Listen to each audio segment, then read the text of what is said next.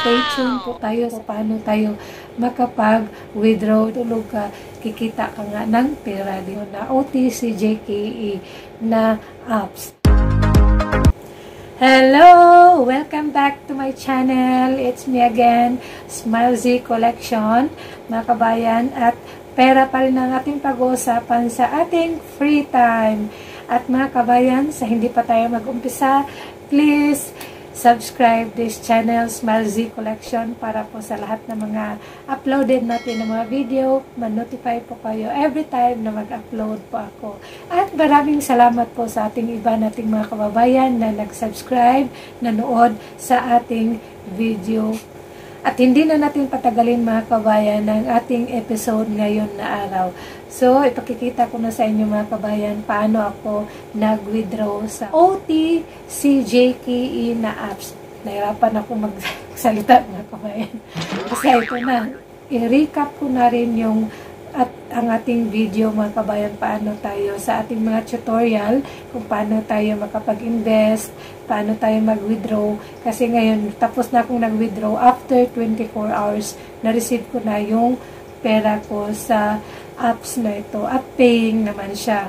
Dumating agad ang pera ko sa GCash. Mga kabayan, nandito na tayo sa ating dashboard sa pagkangayon. So, ipakita ko na sa inyo, i-recap ko na lang to mga kabayan kasi nakapag-vlog na ako nito. Ipakita ko na lang sa inyo na nag-withdraw ako at na-receive ko na yung pera. At i-recap ko na ngayon mga kabayan. Example, sa mga kabayan natin na hindi pa nakapag-invest or gusto nyo mag-invest ng gaya nito na platform, nasa sa inyo po yan mga kabayan kung gusto nyo pong mag-invest. Sa tingin nyo, pag ayaw nyo ng ganito na platform, nasa sa inyo po yan mga kabayan. Sa mga risk taker lang to na mga tao na gustong mag-invest at gusto sa ganito na platform. So, ito na siya kabayan. Nandito tayo sa ating dashboard. Punta po tayo dito sa ating market. Kasi dito natin makikita lahat. So, nakita nyo na mga kabayan, nandito tayo sa ating market. Meron po silang bago. Charity Fund, number 1, 2, at saka 3. Medyo malaki ang kita niya dito kabayan. Sa previous na ginawa nila. Bago nila to, $50. Ang daily income naman niya is $5. Medyo malaki siya. I-compare mo siya sa pinakauna. Dito sa Aphrodite Machina kasi medyo mababa po ang daily income niya. 1.90 sa $50. Dito naman sa Charity Fund, malaki kasi $5 per day. Nandyan yun sa inyo mga kabayan ha. Kung risk taker kayo na tao na willing yung pera nyo, ma-invest or hindi natin alam kailan to kailan sila magpapasahod. So, nandyan po sa inyo yan. Dito naman sa Charity Fund number 2, ang $200, medyo malaki-laki na rin mga kabayan. Example, meron kayong pera, malaki ang daily income is $24 per day. Malaki siya mga kabayan. So, magkano 24 times 24 times 58. So, malaki na rin mga kabayan ang daily income mo. Dito naman tayo sa $1,000. Medyo masakit na to sa bulsa. $150 daily income. Malaki din. Normal robot nila. Dito ako nag-invest talaga mga kabayan. Kasi lang to akin. Putyo-putyo lang. Dito ako sa Dust. $10. So, ang daily income ko lang is $0.36. So, yun nga, sa normal naman nila si Aphrodite Machina, ito yung previous nila na, nilagay, $50. Ang daily income naman nila is 1.90. So, i-compare mo naman dito sa fund, medyo malaki ang daily income mo. Example mga kabayan, gusto nyo ito na platform, gusto nyo talagang mag-invest, kasi naku-curious kayo kung kahit tulog kayo, makapera kayo, mag-income yung pera nyo, pwede po kayong mag-invest nito. Punta tayo sa mga kabayan. Dito nyo makikita. I-click nyo lang po ang recharge. Dito nyo po makikita ang nyo po mga kabayan, kung ilan po ang i-deposit nyo.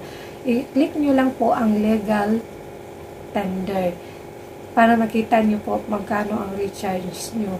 Kung example, gusto po kayo ng $50, no? I-click nyo lang po ang top up amount. Top up nyo po na dollar. Example, kung 2.5 naman, $36 lang dito. Kung gusto nyo pong $50, tingnan nyo lang po sa gilid yung ano niya, conversion niya sa USD para kung paano, ano po ang i-top up nyo dito. Ganyan lang po. At saka click nyo lang po yan, i-enter nyo po yan, direct na po yan sa GCash account nyo. Example, wala pa kayong GCash account, kailangan nyo pong mag-bind. Dito po kayo, i-click nyo po yung membership information. Dito po sa membership information, mag-ano pa po kayo maglagay po kayo ng modified name, real name nyo po. Kailangan, pangalan nyo pong totoo ang ilagay, real name authentication, login, password, mag-password po kayo, fund password. Ito, ilistan nyo na lang para hindi nyo po makalimutan. Dito naman sa Bind Mobile, so ito yung ginagamit natin sa mobile, sa GCash natin. Pakita ko sa inyo kabayan yan nung nag-withdraw ako. Dito po tayo sa withdrawal mga kabayan. So ito naman yung pera ko sa pagkangayon kasi nakapag-withdraw na nga ako mga kabayan. Kaya ito na lang natira ko, $2,200 ang natira ko ngayon. So dito lang po kayo sa fund password, di ba sinabi ko sa inyo mga kabayan, ilista niyo pong fund password para hindi niyo po makalimutan. Withdrawal amount, i-click nyo po ang GCash kasi mas mabilis po ang GCash. I-click nyo po ang CAPTCHA mga kabayan para meron po siyang number mag-agad mag-send sa atin. At apply for withdrawal po tayo. At agad-agad yan, i-click nyo po yun dito at confirm na po yan mga kabayan. Diretso na po yan mga kabayan. Ang withdrawal po natin. At within 24 hours dumating yung withdraw po na pera. Meron po kayong friends, relatives, or mga kapatid na gustong sumali nito, i-click nyo lang po dito sa invite friends.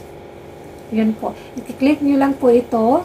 Meron po ditong code at i-copy nyo lang po yan mga kabayan. Pagtapos nyo po mag-copy, pwede nyo na po siyang isend sa WhatsApp, Messenger, o saan nyo po gusto nyo pong isend sa gustong sumali nito. Kabayan, nakita nyo na ang ating vlog sa araw na ito at subaybayan nyo po rin ang ating susunod na episode. Pera pa rin ang ating pag-uusapan mga kabayan at stay tuned po tayo sa susunod nating vlog. Thank you so much. Thank you for watching. Bye! See you on my next vlog mga kabayan!